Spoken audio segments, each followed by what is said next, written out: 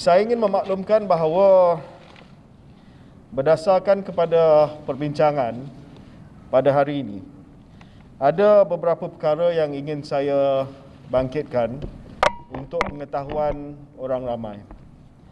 Yang pertamanya adalah satu usaha yang segera yang memerlukan a sense of urgency untuk kita memastikan bahawa penularan COVID-19 di beberapa negeri dapat dibendung secepat mungkin.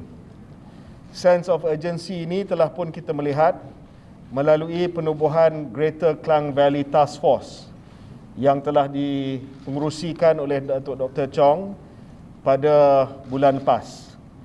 Dan kita akan membawa fokus dan intensiti yang sama kepada beberapa negeri yang sedang berhadapan dengan penularan kes yang tinggi. Antara negeri yang akan kita memberi fokus dalam beberapa hari dan minggu yang akan datang adalah negeri Sabah, negeri Johor, negeri Kedah, negeri Pulau Pinang dan juga negeri Kelantan.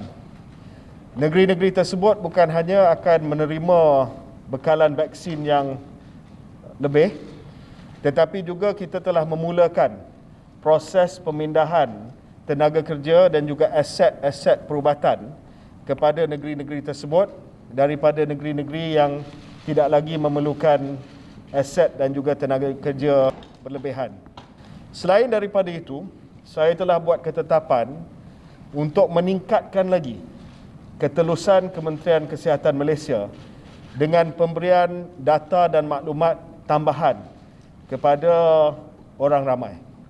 Kita akan mula keluarkan pelbagai data secara terperinci bermula minggu hadapan. Dan ini adalah granular data yang akan kita sediakan secara terbuka kepada semua. Yang ketiga, ketetapan yang telah pun kita buat adalah usaha untuk kita menerima bahawa COVID-19 ini adalah endemik. Maksudnya kita akan terima hakikat bahawa sekalipun kita berjaya insya-Allah mengawal pandemik ini dari segi kes jangkitan, dari segi kes kematian, dari segi kes kemasukan ke hospital, kita juga perlu bersedia menerima hakikat bahawa COVID-19 ini akan menjadi endemik dan kita hidup bersama dengan virus ini. Ini adalah konsisten dengan pendekatan negara-negara lain di mana kebanyakan negara sekarang ini sudah pun beralih daripada total containment kepada fasa endemik di mana satu norma baru diperkenalkan untuk kita hidup secara sihat dan selamat walaupun virus ini masih lagi berada di kalangan kita.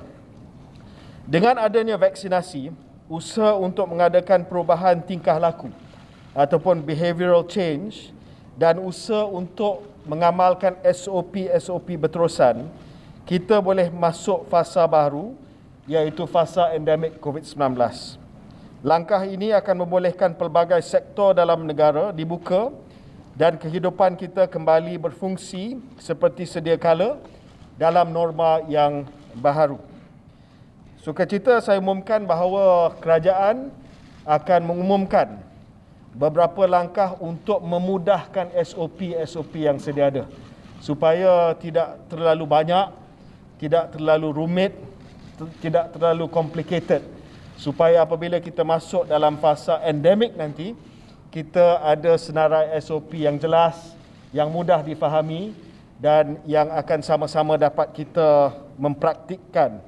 KKM masih lagi tidak ada apa-apa perancangan untuk melonggarkan mask mandate kita ataupun keperluan untuk memakai pelitup muka. Kita sudah melihat pengalaman di negara-negara lain di mana mereka telah melonggarkan mask mandate mereka.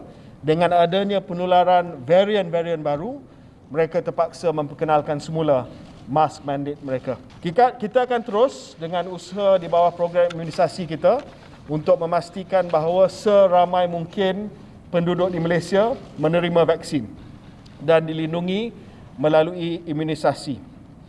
Kita juga akan mengamalkan kuarantin kendiri di rumah dengan penuh tanggungjawab. Sekiranya telah dikenal pasti di aplikasi MySejahtera sebagai kontak rapat, kontak casual, person under surveillance ataupun suspected atau confirmed cases.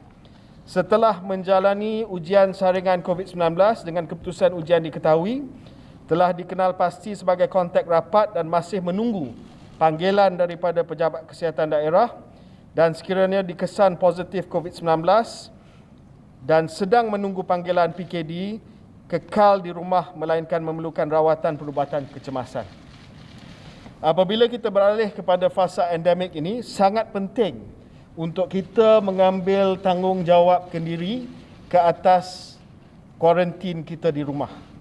Kalau sekiranya kita tidak dapat mematuhi segala syarat untuk kuarantin di rumah dan juga kawalan kendiri, kita tidak akan dapat hidup bersama dengan virus ini dengan selamat.